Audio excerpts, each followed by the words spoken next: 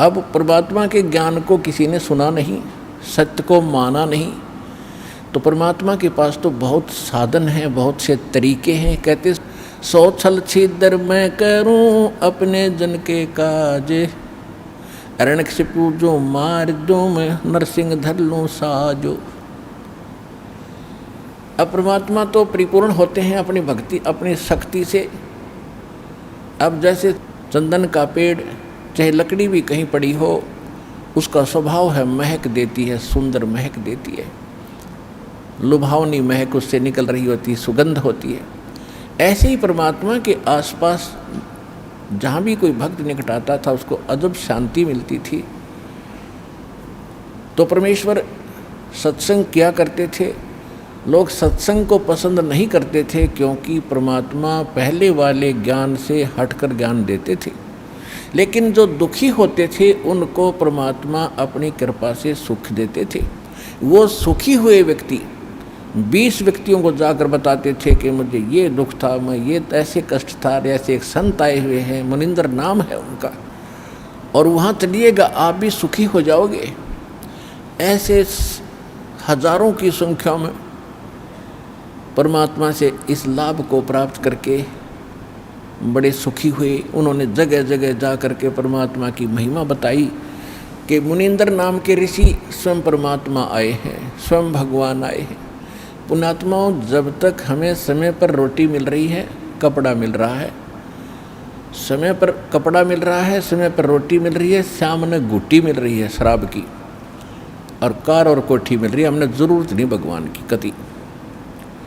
और जब ये सुविधाएं भी उपलब्ध हों और कोई घर में कष्ट आ जावे, शरीर में कोई दुख हो जाता है, फिर इस जीव को नानी याद आ जाती है। इसको कुछ भी दिखाई नहीं देता, अपनी जान दिखाई देती है। तो ऐसे व्यक्ति वहाँ आने लगे परमात्मा के पास और वहाँ से सुख होने लगा। फिर उनको कुछ भी दिखाई नहीं देता था मुनिंदर जी के अतिरिक्त उस पृथ्वी पर। तो ऐसे लोग परमात्मा के साथ जुड़े थे। बाकी जो विद्वान पाक रहे थे, जिनको समय पर ठीक आहार मिल रहा था, तो वो मालिक से दूर रहे, उनका दुर्भाग्य था। तो यहाँ परमात्मा कहा करते अपनी अमृतवाणी में, जो प्रत्येक युग में आकर ये बोलते हैं, कबीर सुख के माथे पत्थर पड़ो, जो नाम हृदय से जावे, बलिहारी उस दुख के जो पल पल नाम रटाए। परमेश्वर कहते हैं कि आग लगाए इसे सुख के जो भगवान से दूर करे।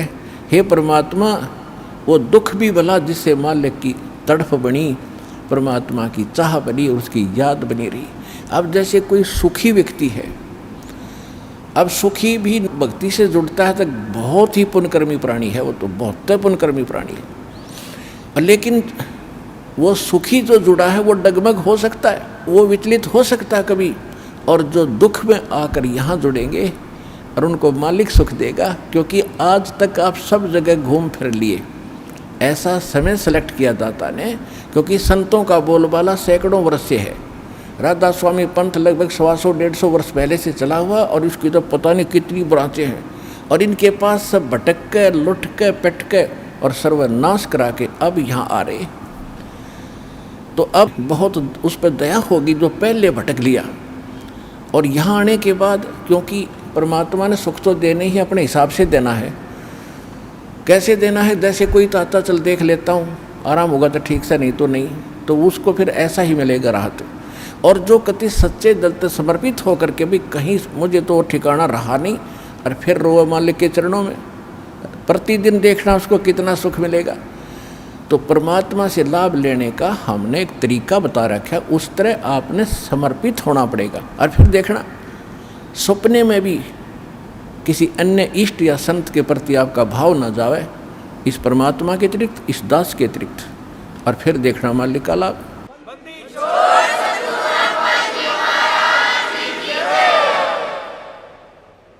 तो ये कहने से नहीं बनेगा, सोचने से नहीं बनेगा। इसके लिए हम ज्ञान देते हैं उस परम पिता को, परमात्मा सिद्ध करते हैं और प्रमाण देते हैं। वो प्रमाण आपको चारों तरफ से बाध्य कर देंगे कि पृथ्वी पर ना कोई और भगवान है और ना ही ऐसा पृथ्वी पर ज्ञान है। और फिर समाधान ऐसे प्रमाणित मंत्र जिन महापुरुषों का मोक्ष हुआ उन्होंने यही जाप किया।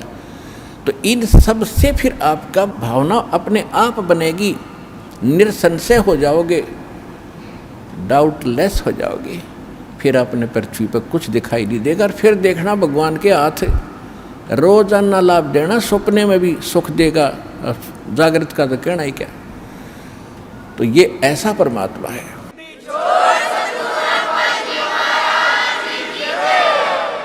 जैसे हम बहुत सी कथाएं सुना करते थे, उनका कोई सिर पैर नहीं था। हम सुना करते थे कि श्री रामचंद्र जी ने लंका पर चढ़ाई करते समय पुल की आवश्यकता पड़ी, समुद्र पर पुल बनाना था। हम ये भी सुनते थे कि 3 दिन तक भगवान श्री रामचंद्र जी समुद्र के अंदर घुटनों पानी में हाथ जोड़े याचना करते रहे कि हे जल्दी हे सागर राज, मुझे रास्ता दे दो, मैं बहुत दुखी हूँ। मेरी पत्नी को लंका का राजा रावण उठा ले गया है और उसको बहुत सता रहा है, उस पर चढ़ाई करनी है, हमने उसको बहुत प्रार्थना कर ली है, वो लौट आने को तैयार नहीं है। जब 3 दिन तक समुद्र ने उसको रास्ता नहीं दिया, तो तब श्री रामचंद्र जी ने लक्ष्मण से कहा था कि लक्ष्मण मेरा अग्नि बाण दे, ये लातों के भूत बातों से नहीं मानते। जब उसने अग्नि बाण चढ़ा करके समुद्र को फूकने के लिए कोशिश की, उसमें लपटें निकलने लगी, क्योंकि सिद्धि से चलता था पहले ये सब शस्त्र। तब कहते समुद्र ने रास्ता दिया, ऐसे सुनते थे। फिर क्या सुनते थे कि नल नील ने समुद्र पर पत्थर रख दिया, उनके हाथों में पावर थी, उनमें शक्ति थी, सिद्धि थी कि उसके हाथ से रखा हुआ पत्थर जल में डूबता नहीं था, और जिस कारण से पुल बना। फिर हम ये भी सुना करते थे नकलियों से कि हनुमान जी ने पत्थरों पर राम का नाम लिख दिया, इसलिए पत्थर तिर गए। प्रथम तो कहते हैं समुद्र ने हाथ जोड़कर रास्ता दे दिया जब रामचंद्र जी ने जलाना चाहा, उसको फूकना चाहा। फिर कहा करते नल नील के हाथों तैरते थे पत्थर, उनके कोई वस्तु नहीं डूबती थी समुद्र पर। फिर कहते थे हनुमान जी ने राम का नाम लिख दिया, इसलिए तर गए, पत्थर पुल बन गया। अरे कोई एक तो बताओ, एक पर सेट हो जाओ, किसने एक रहा को किससे हो जाओ। फिर रामचंद्र की तरह गया, नल नील से ही पुल बन गया, फिर राम ने कित बनाया वो। अब इसका निष्कर्ष निकलेगा, इस कथा से जो दास सुनाने जा रहा है त्रेता युग की। ऐसे प्रश्न करे एक भक्त ने मेरे से, जब गांव-गांव में दास सत्संग करने जाता था, वो कहने लगा जी मैं मिलिट्री के अंदर हूँ, और मिलिट्री हमारी ज़्यादातर पहाड़ी क्षेत्र में रही है। जहाँ भी मुझे कोई मंडलेश्वर, कोई संत, कोई गुफा में साधु मिला है, मैं उनसे मिलने जाता रहा हूँ। और ये एक प्रश्न करता हूँ, मैं रामायण का पाठ बहुत करता हूँ, और उसमें देखता हूँ कि सभी राक्षस मांस खावें, शराब पीवें, ऐसा व्यवहार विचार उनका हो गया था। और वहाँ पर विभीषण और मंदोदरी, इनके विचार पढ़ते हैं जब रामायण में, तो साधु संतों जैसे, तो इनको ये ज्ञान कहाँ से आ गया ऐसे बूंदी राक्षस नगरी में। तो वो कहने लगा जी मैं सब जगह मंडलेश्वरों के पास जा लिया, पर इस प्रश्न का उन्होंने को संतोषजनक उत्तर नहीं दे पाए, मैं आज तक भटक रहा हूँ। तो मैंने कहा भाई इस रोग की दवाई मेरे पास है, अब सुन ले, सुनाता हूँ। दास ने सुनाई फिर कथा, जो सत्य कथा है। परमात्मा त्रेता युग में मुनिंदर नाम से आए हुए थे, और काफ़ी दुखी व्यक्ति मालिक की कृपा से, आशीर्वाद से सुखी हुए थे। फिर उनको दाता ये प्रथम मंत्र दिया करते थे। ये प्रथम मंत्र में जो पहले और लास्ट वाले नाम पहले नहीं दिए जाते थे, उनको तो अब बचपन से जब कलयुग आया इस समय ही प्रारंभ करना था। ये कंप्लीट कोर्स अब देना था। पहले तो ऐसा समझ लो कि ये आपको ग्लूकोज लगा दी जब तक सर्जन नहीं आया, और ग्लूकोज से रोगी मरता नहीं, लेकिन रोग नाश नहीं होता। तो वो प्रथम नाम देते थे दाता, और ग्लूकोज लगाकर चले जाते थे।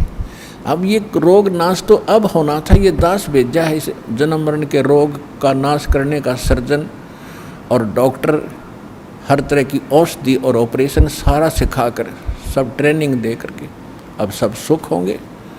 आपका जन मन का रोग कटेगा।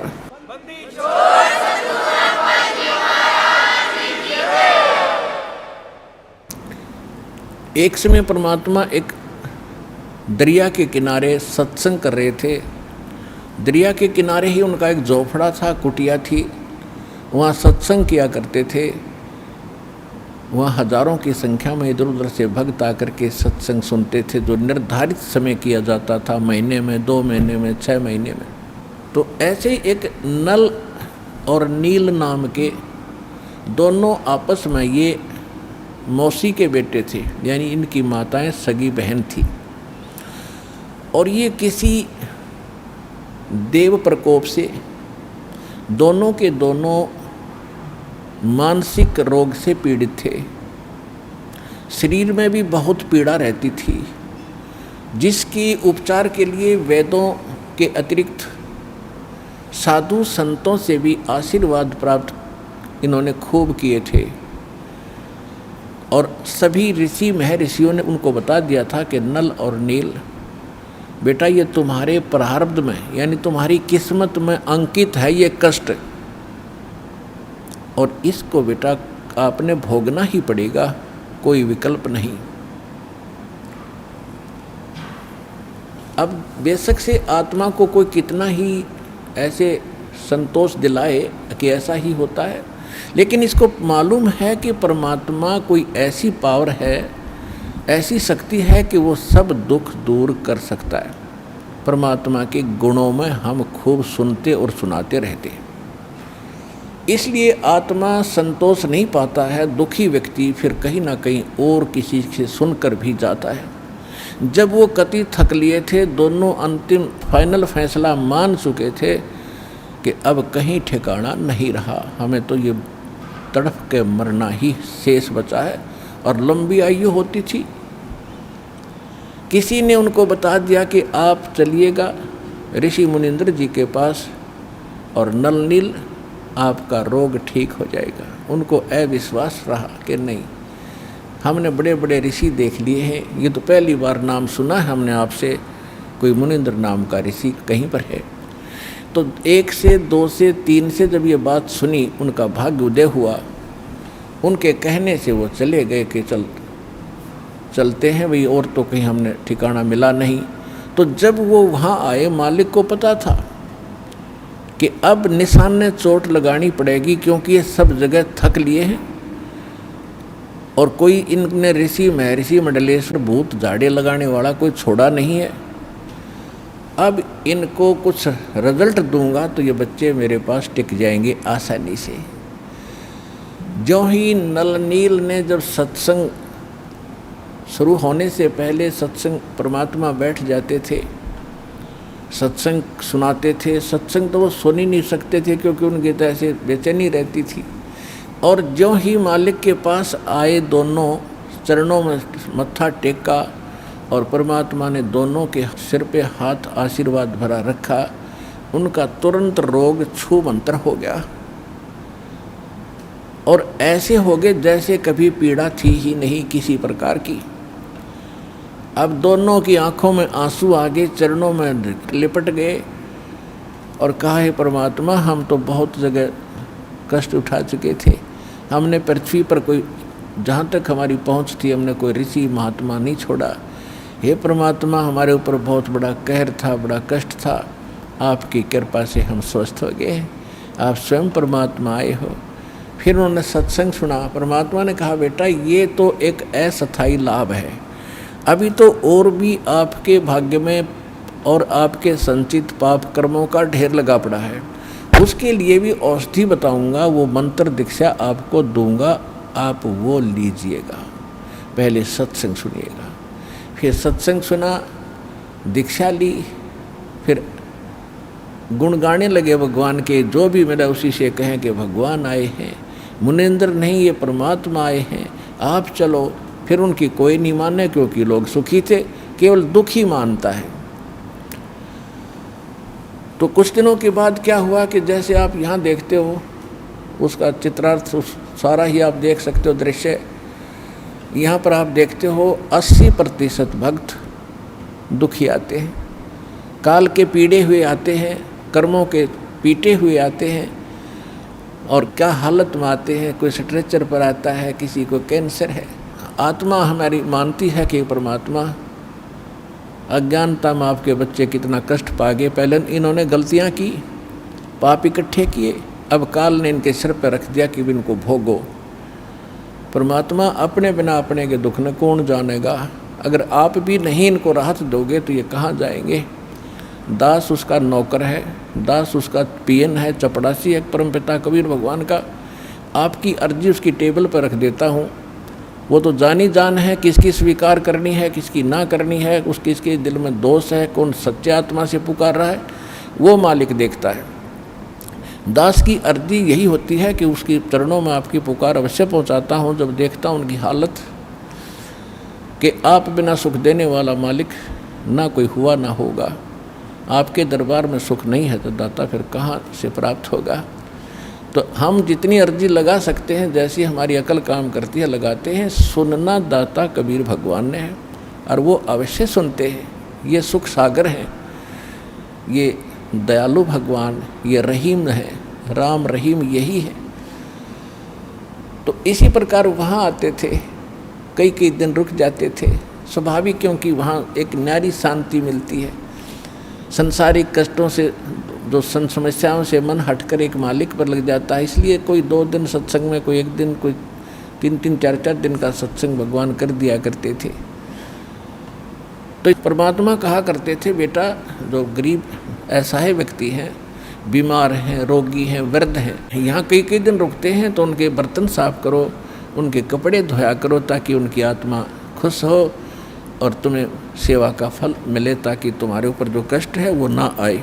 क्योंकि हमारे जो अंतःकरण में हमारे जो पाप कर्म वो कई प्रकार से साफ होंगे। कुछ तो ऐसे प्रकार के पाप कर्म हैं जो संत के आशीर्वाद मात्र से ही समाप्त हो जाते हैं। कुछ ऐसे पाप हैं जो कि आपको प्रणाम आदि, दंडवत आदि करने से राहत मिलेगी। कुछ ऐसे पाप हैं जो आपने दान, धर्म, यज्ञ, हवन, पाठ आदि ही करवाना पड़ेगा, वही विकल्प है उनका, वो भी आपने करना ही पड़ेगा। उसके बाद फिर कुछ ऐसे पाप हैं जो सेवा करनी होती है, सेवा से भी कटते हैं। और कुछ ऐसे प्रकार के पाप होते हैं जो केवल नाम के जाप से ही कटेंगे, उनका कोई विकल्प नहीं। तो जैसे एक धोबी के पास कपड़ा जाता है तो वो देखता है कि इस कपड़े को साफ करना है तो पहले पानी से धोता है, साबुन लगाता है, उससे भी नहीं साफ होता तो फिर ड्राई क्लीन के लिए कोई अन्य केमिकल प्रयोग करता है और उसके सब दाग छुड़ाता है, तब वो उज्जवल होता है। इसी प्रकार हमारा अंतःकरण बहुत वर्षों से, बहुत युगों से हमने इतना मैला कर लिया है कि अब इसको हमने हर तरह के सब फार्मूले लगा करके इसको साफ करना है। तो परमात्मा कहा करते थे, तो वो भक्त जो दुखी है वो सब सत्य मानते थे और उसका अनुसरण करते थे।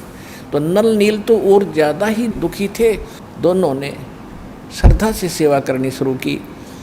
जो वृद्ध थे, रोगी आते थे, उनके कपड़े धोते थे, उनके बर्तन, लोटा, थाली वगैरह जैसे भी थे वो ले जाते थे और दरिया पर धोकर लाते थे।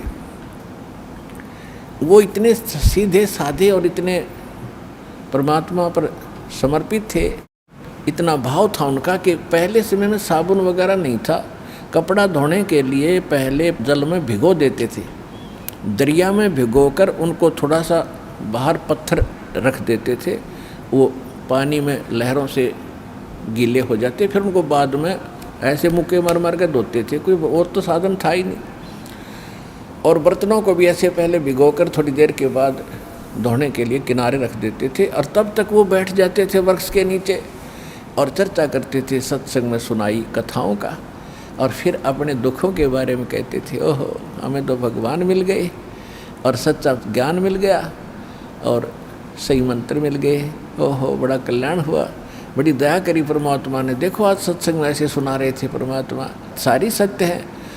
ऐसे वो काफ़ी देर तक चर्चा करते थे। फिर उनको याद आता था कि हमने कुछ सेवा भी करनी है, तब तक किसी का कोई कटोरा बह जाता, किसी का कोई कपड़ा खिसक जाता लहरों में, तो उन्हें पता नहीं लगता, वो धो धा कर जितने थे शेष ठा के ला कर सबके रख देते।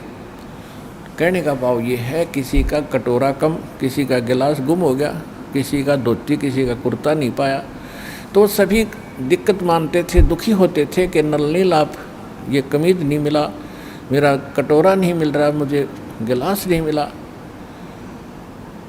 तो 2-4 बार उन्होंने कहा ऐसे हुआ, तो उन्होंने गुरुदेव जी के पास प्रार्थना की कि महाराज ऐसे ऐसे हम दुखी हो लिए, और ये आपके भक्त, श्रद्धा तो बहुत है, लेकिन जो दूसरे सेवादार थे वो बताया करते थे कि ये तो वृक्ष के नीचे बैठ जाते हैं और भिगो कर बर्तनों और कपड़ों को ये बहुत देर में ध्यान देते हैं, वो बह जाते हैं, ये ध्यान नहीं देते। तो परमात्मा ने कहा बेटा ध्यान रखा करो। तो अच्छा जी ध्यान रखेंगे। फिर वैसे ही हो जाती है कि कुछ दुखों का, दुखी किया हुआ प्राणी जो होता है उसका कुछ ऐसा वो स्वभाव सा बना हुआ था, भोले भाला, उनका दिमाग कंडम सा हो गया था, उस समय भी वो ज़्यादा ही भोले टाइप के ही थे। तो फिर ऐसे ही हो गया। तो फिर शिकायत हुई, तो परमात्मा ने कहा बेटा इनकी आत्मा दुख पाती है, सेवा भी करते हो फिर उतना दुखी कर रहे हो, तो आप ये सेवा ना करो, क्योंकि आपका स्वभाव में ऐसा हो गया है। तो वो रोने लग जाते, उनको डर लगता कहीं फिर वो दुख ना आ जाए हमारे ऊपर, जिस परमात्मा ने आज्ञा दे रखी है। और आज तो ये शायद गुस्से में कह रहे होंगे, फिर रोने लग गए, परमात्मा हमसे सेवा ना छीनो, दाता हमसे सेवा ना छीनो। उनको डर ये था कि कहीं फिर से ना वो कैर टूट जाए जो पहले हम दुख पा रहे थे, बुरी तरह रोने लगे। तो परमात्मा ने सोचा भी इनकी श्रद्धा भी बनी रहनी चाहिए। तो परमात्मा ने आशीर्वाद दे दिया कि बेटा जो करो सेवा, आज से तुम्हें आशीर्वाद दे दिया है कि तुम्हारे हाथ से चाहे तुम लोहा भी रख देना, और तो छोड़ो पत्थर, ये तो कुछ हो, चाहे पत्थर भी रख देना बेटा, जल में नहीं डूबेगा। तो वो दोनों जाकर फिर देखने लगे। उन्होंने पत्थर उठा कर रखा सबसे पहले, वो नो का नो पत्थर खड़ा रहा, जहाँ रखा था वहीं टच से मस नहीं हुआ। उन्होंने उठाया तो हटा, तो और देखने लग गए भगत, एक बार फिर रखिए वही नल नील, उन दोनों ने फिर रखा, उसके ऊपर खड़े हो गए पानी में, और तब भी नहीं नीचे को गया। तो सब जगह होने लगी वह नल नील में, तो बहुत भगवान ने शक्ति दे दी। तो इस प्रकार फिर वो क्या करते थे, जो भी कपड़ा जहाँ रख दिया पानी में, जिस सतर में डबो कर रख दिया तो वही रहा वो। चाहे उसमें कांसी के थाली बेले होते थे, कांसी धातु के, और कांसी तो अमूमन डूबती है पानी में, तो वो भी रख दिया तो वो भी नहीं डूबा। तो इस प्रकार ये जो उनको शक्ति प्राप्त हुई थी, कबीर परमेश्वर उर्फ मुनिंद्र जी की रजा से वो शक्ति, वो सिद्धि प्राप्त थी, जिस कारण से समुद्र पर वो पत्थर नहीं डूबते थे। अब प्रश्न दूसरा उनका ये था कि श्रीलंका में जहाँ राक्षसों का पूरा ग्रुप था, और मंदोदरी और विभीषण, इनके पास ऐसा ज्ञान कहाँ से आ गया? वो इतना समझा रही अपने पति को कि ऐसा ना करो, ऐसा हो जाएगा, ये ऐसी है, ये आम वर्ष औरत नहीं है, ये भगवान की पत्नी है, और रावण मान नहीं रहा। तो इसका उत्तर अब आपको देते हैं। परमेश्वर जब कबीर जी मुनिंदर नाम से त्रेता में आए हुए थे, इनका अपना विधान है, गोता मारूं स्वर्ग में और जा बैठूं पाताले, गरीबदास ढूंढता फिरूं अपने हीरे मोती लाले। अब 100 साल छिदर मैं करूं अपने जन के काजे, अरणक से पूजो मार दूं मैं नरसिंह धर लूं साज, न जाने के रूप बना लूं अपने बच्चे के लिए। तो परमात्मा एक साधु ऋषि रूप में थे ही, श्रीलंका में पहुंच गए, और वहाँ पर एक चंद्र विजय नाम का एक भाट था, भाट, और उसके परिवार में पुत्र पुत्री, पुत्र वधू, पत्नी, कुल मिलाकर 16 सदस्य थे। और जो चंद्र विजय भाट था वो रावण के पास जाता था। ये भाट लोग क्या करते थे कि अपनी रोजी रोटी के लिए राजाओं के पास जाते थे, राजा लोगों का वो मनोरंजन कराते थे, रिक्रिएशन कराते थे, ऐसे उनके गुण गाते थे। आप राजाधिराज हो, आपके राज में सब सुखी हैं, आपका बड़ा गुणगान हो रहा है, आप बड़े महापुरुष हो। और कुछ चुटकुले आदि सुना कर उनको प्रसन्न रखते थे, गाने गुने गाते थे, गीत सुनाते थे, और राजा लोग उनको उसके प्रतिफल में कुछ इनाम देते थे। इसी प्रकार उसकी पत्नी का नाम था करमवती, और वो मंदोदरी रानी के पास जाती थी, रानी का मनोरंजन कराती थी, ऐसे ही बुढ़ी अच्छी कहानी कथा सुना कर, अश्लील बातें सुनाकर रानी को खुश रखती थी। रानी उसको इनाम दे देती थी मंदोदरी। इस तरह उनका गुजारा निर्वाह चल रहा था। एक दिन परमात्मा उस चंद्र विजय भाट के घर से थोड़ी सी दूरी पर, पहले जंगल बहुत होते थे, यानी वन बहुत होते थे, और वनों में ही कहीं कहीं झोंपड़ी सी सबकी अलग अलग होती थी। एक वृक्ष के नीचे उस रास्ते में बैठ गए जहाँ से चंद्र विजय सुबह सुबह फ्रेश होने के लिए जाता था। और उस समय वो साधु संतों को बड़ा देखकर खुश होता था। चंद्र विजय पिछले संस्कार होते हैं, आदमी किसी भी जाति विशेष में जन्मा है वो उसके संस्कार हैं, लेकिन जो भक्त है, भक्ति बीज पलटे नहीं, चाहे पलट जाओ ब्रह्मांड। तो भक्ति की आस्था उसके अंदर न्यारी थी। बेशक से सारा दिन बकवाद ही सुनता और सुनाता था, लेकिन भक्ति वाले लक्षण भी उसके अंदर विद्यमान थे। साधु देखे, चरणों में मत्था टेका, और हे भगवान, आज बड़े भाग्योदय हुआ, मेरा ऋषि जी के दर्शन आज सुबह सुबह हुए, हम दास के लिए कोई सेवा बताओ, हमारे घर पर चलिए भगवान, आज तो बड़ा सौभाग्य मेरा। तो परमात्मा को वो घर ले आए। परमात्मा गए इसलिए थे, उनके झोपड़ी के सामने बैठ गए और लगे सत्संग सुनाने।